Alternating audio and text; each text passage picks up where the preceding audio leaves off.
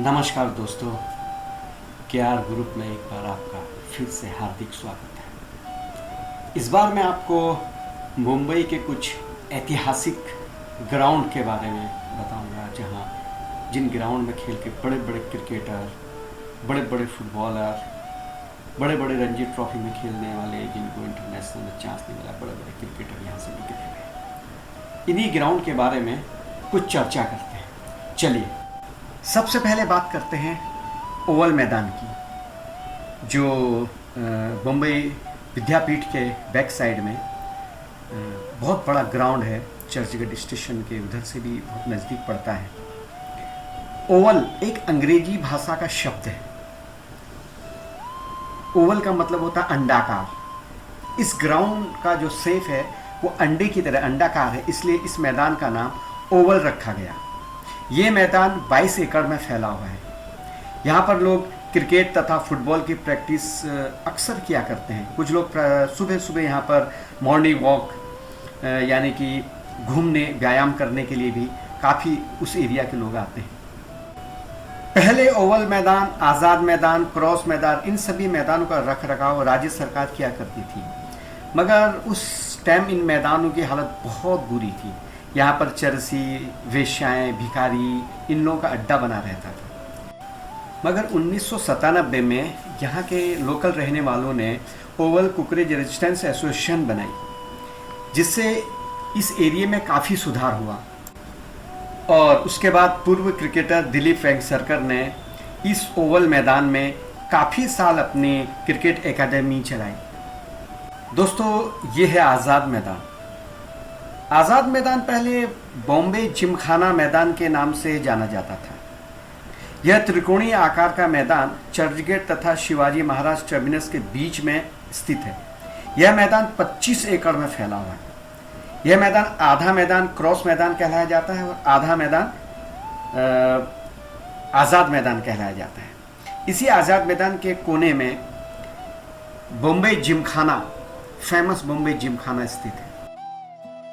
ये मैदान मुंबई के विद्यालयों, स्कूलों और क्लबों के क्रिकेट मैच के लिए काफ़ी फेमस है। आज़ाद शब्द पारसी शब्द है, जिसका मतलब होता है स्वतंत्र।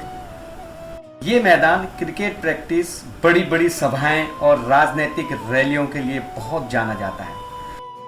क्रॉस मैदान। क्रॉस मैदान का नाम पहले परेड ग्राउंड हुआ करता था। इस मैदान का क्षेत्रफल 23,000 वर्ग मीटर है। जब 16वीं शताब्दी में पुर्तगाली शासन चला करता था, तो ये मैदान जिला कलेक्टर के अधीन हुआ करता था। और इस ग्राउंड की शुरुआत में एक पत्थर का बहुत बड़ा क्रॉस है, इसलिए इसको क्रॉस मैदान कहा जाता है। गांधी जी से लेकर आज तक की बड़ी बड़ी राजनीतिक हस्तियों ने इस ग्राउंड में सभाओं को संबोधित किया है। इतिहास गवाह है इस ग्राउंड का। आज़ाद मैदान महाराष्ट्र के अनेक बड़े आंदोलनों का साक्षी है। इस मैदान के चारों तरफ कई ऐतिहासिक स्मारक हैं, जैसे Mumbai Gymkhana, press club, VT station, Maharaja tower, Mumbai Vidyapeeth. ऐसे कई बड़े बड़े टावर और ऐतिहासिक कार्यालय इसके अगल बगल में चारों तरफ से हैं। मुंबई जिमखाना। दोस्तों, ये एक ऐतिहासिक जिमखाना है।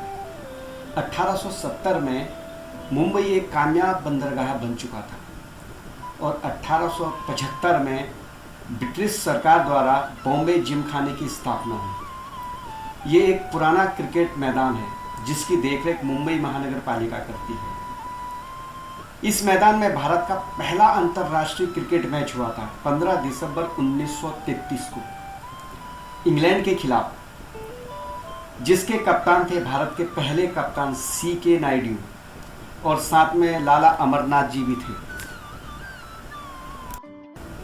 दोस्तों, ये है शिवाजी पार्क। मुंबई के दादर में शिवाजी पार्क मैदान सारे महाराष्ट्र में विख्यात है। ये मुंबई का सबसे बड़ा खेल मैदान है। ये मैदान 28 एकड़ में फैला है।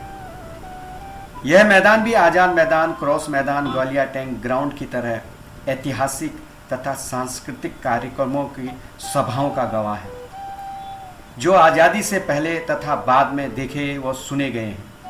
माननीय हिंदू हृदय सम्राट बाला साहब ठाकरे जी की दसरा रैली इसी मैदान में हर साल हुआ करती थी। अब भी होती है, लेकिन अब उद्धव जी उस सभा को संभालते हैं। इसी मैदान के एक छोर पर बाला साहब ठाकरे की समाधि यानी कि स्मारक बनाया गया है। ये पार्क क्रिकेट नेट प्रैक्टिस के लिए विख्यात है। वैसे टेनिस, फुटबॉल, कई तरह के क्लब तथा सुविधाएं यहाँ पर उपलब्ध हैं।